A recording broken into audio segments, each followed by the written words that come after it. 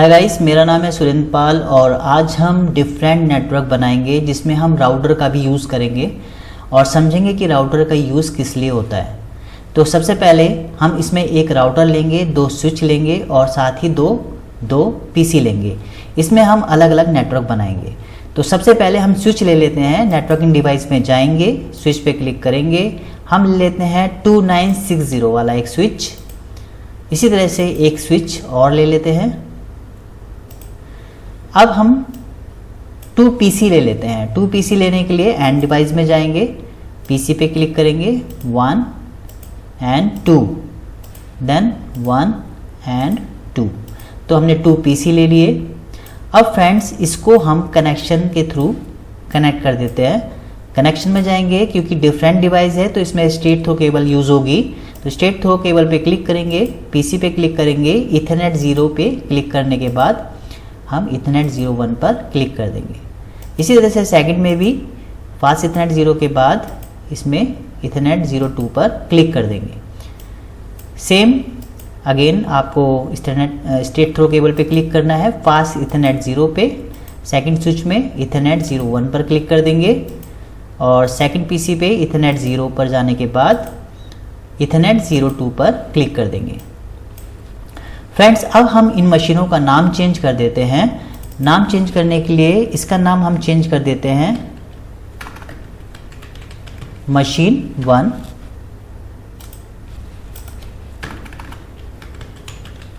Machine 2, machine 3, machine 4। इसका नाम हमने चेंज कर दिया है फ्रेंड्स। अब चूंकि अभी हमें इसको अलग अलग नेटवर्क बनाना है तो हम इसको अलग अलग क्लास का आईपी दे देते हैं। तो आईपी देने के लिए हम इसको आईपी देंगे क्लास सी का 192.168.0.2 और इस वाले को देंगे 192.168.0.3। इस पीसी को देंगे हम 10.0.0.2, ये क्लास ए का एड्रेस है। इसको देंगे 10.0.0.3। तो फ्रेंड्स अब ये जो आईपी हैं ये अलग अलग क्लासेस के हैं, यानी ये जो नेटवर्क है ये सेम नेटवर्क है, ये सेम नेटवर्क है। इस नेटवर्क के अंदर ये जो 2 लैन हैं, इस लैन के अंदर जितने भी पीसी हैं वो आपस में कम्युनिकेट कर सकते हैं। इसी तरह से इस लैन के अंदर जितने भी पीसी हैं आपस में कम्युनिकेशन कर सकते हैं। बट अगर इस जो ये लैन है, फर्स्ट लैन को अगर सेकंड लैन से कम्युनिकेट कराना है, यानी इनके पीसी को इन पीसी से कम्युनिकेट करना है, तो इसमें राउटर का यूज़ होगा। तो राउटर का यूज़ होता है डिफरेंट नेटवर्क को कम्युनिकेट कराने के लिए।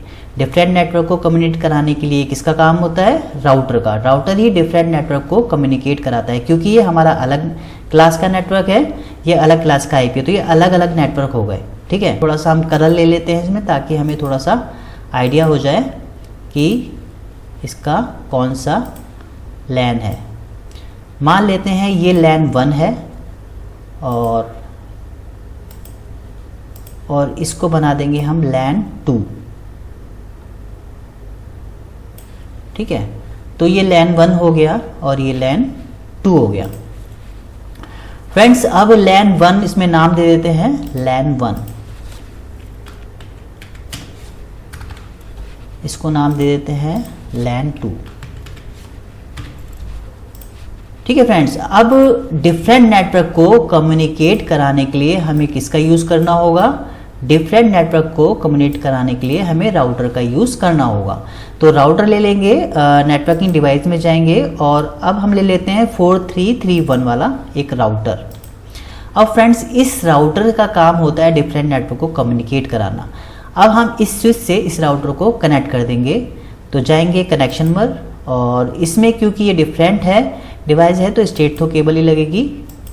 जाएंगे और इसमें फास्ट इथरनेट पे क्लिक करेंगे और फ्रेंड्स इसमें गीगाबाइट इथरनेट 0/0/0/0 होगा, तो हम इस 0/0/0/0 पर क्लिक कर देंगे। इसी तरह से सेकंड में जाएंगे, फास्ट इथरनेट ले लेंगे, मगर इसमें आपको मिलेगा गीगाबाइट इथरनेट 0/0/0/1, तो इसमें 1 में क्लिक कर दिया। तो फ्रेंड्स अब देखिए, अगर हम लैन 1 में कम्युनिकेट कराएंगे तो ये आपस में कम्युनिकेट हो जाएगा। करके देख लेते हैं। एक पैकेट लेते हैं, पहले पीसी से दूसरे पीसी पे भेजते हैं। मशीन नॉट फंक्शन, क्यों फ्रेंड्स, अभी हमने इसको आईपी नहीं दिया है, तो पहले हम इसको आईपी दे देते हैं। इसको आईपी देते हैं, क्लिक करेंगे और डेस्कटॉप पे जाएंगे और यहाँ पे आईपी दे देते हैं 192.168.0.2, क्लोज। इसको दे देते हैं 192.168.0.3, सबनेट मास्क, क्लोज। इसको आईपी दे देते हैं 10.0.0.2, सबनेट मास्क, क्लोज। मशीन 4 को आईपी दे देते हैं 10.0.0.3, सबनेट मास्क, क्लोज। अब फ्रेंड्स देखिए, ये अलग अलग जो लैन है वो आपस में कम्युनिकेट कर लेंगे। जैसे हम इस पीसी को इस पीसी से कम्युनिकेट कराना चाहते हैं तो देखिए सक्सेसफुली कम्युनिकेशन हो रहा है, ठीक है। इसी तरह से दोबारा एक डेटा का पैकेट ले लेते हैं। अगर हम मशीन 3 से मशीन 4 को कम्युनिकेट कराएंगे तो ये भी सक्सेसफुली दिखा रहा है कि आपस में कम्युनिकेट हो रहा है। बट फ्रेंड्स, अगर हम मशीन 1 को मशीन 3 से कम्युनिकेट कराना चाहेंगे तो वो नहीं होगा।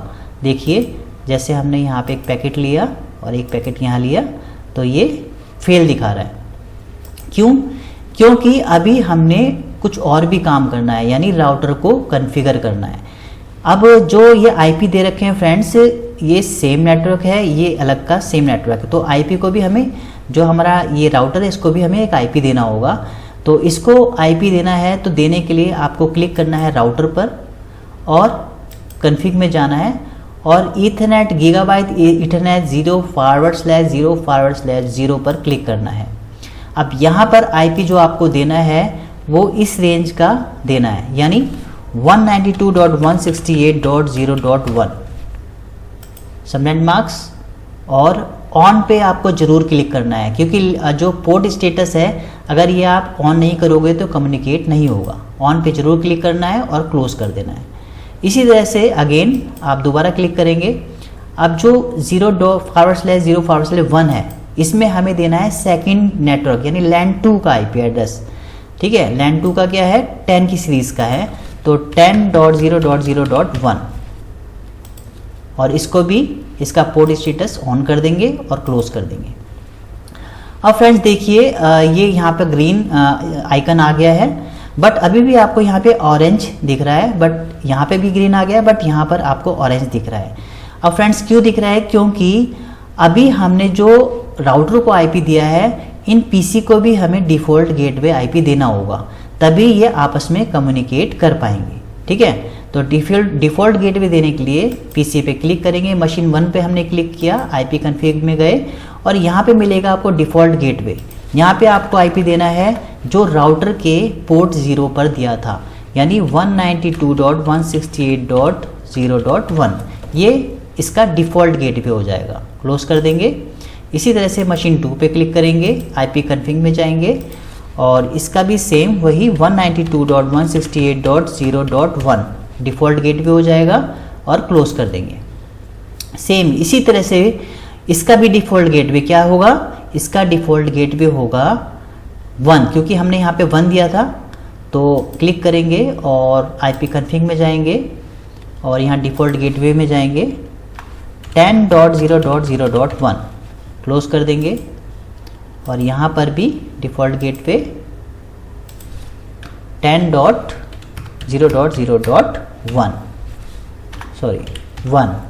क्लोज कर देंगे। अब फ्रेंड्स हमारा नेटवर्क पूरी तरह से रेडी हो चुका है कम्युनिकेट करने के लिए। तो एक बार पैकेट को लेते हैं और मशीन 1 से मशीन 2 को भेज रहे हैं। देखिए यहाँ पे सक्सेसफुली दिखाई दे रहे हैं। दोबारा एक पैकेट ले लेंगे। अगर हम मशीन 2 से मशीन 3 को भेजना चाहते हैं तो ये भी फेल दिखा रहा है। तो फ्रेंड्स अभी इसको आप देख के कुछ ना प्रॉब्लम ना करें, क्योंकि अभी ना कम्युनिकेट यानी कॉन्फ़िगर होने में थोड़ा सा टाइम ले लेता है। अभी सेकंड बार फिर हम इसको लेके देखते हैं। देखिए मशीन 2 को फिर मशीन 3 से हम कम्युनिकेशन कराते हैं तो ये देखिए सक्सेसफुली आ रहा है, यानी अब ये पूरी तरह से रेडी हो चुका है। अगर हम मशीन 3 से मशीन 1 को पैकेट भेजना चाहते हैं तो ये अभी फेल दिखा रहा है। इसको फिर एक बार और डिलीट करके दोबारा करके देखते हैं।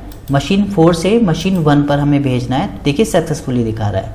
सिमुलेशन में जाके भी देख सकते हैं, स्टार्ट बटन पे क्लिक करेंगे, देखिए यहाँ से एक हमारा डेटा पैकेट निकला है, स्विच में गया है और स्विच से निकला है राउटर में जा रहा है, स्विच से निकल चुका है, देखिए अब ये राउटर पे पहुंच गया है, अब राउटर से भी निकल चुका है, अब ये सेकंड स्विच पे पहुंच गया है यानी लैन 1 पर पहुंच गया है और उसके बाद ये 192.168.0.2 वाले पीसी पर पहुंच गया है। इस मशीन 1 से ये वापस रिटर्न आ रहा है और स्विच पे आ गया है। स्विच पे आने के बाद ये राउटर पर आ रहा है और राउटर से निकलने के बाद ये हमारे लैन 2 वाले स्विच पर आ चुका है और लैन स्विच 5 से निकल चुका है और फ्रेंड्स ये देखिए मशीन 3 पर इसका एक्नॉलेजमेंट रिसीव हो गया है। तो आई होप फ्रेंड्स आपको क्लियर हो चुका होगा राउटर का यूज़ हम क्यों करते हैं। तो मिलते हैं नेक्स्ट वीडियो में। Thanks for watching.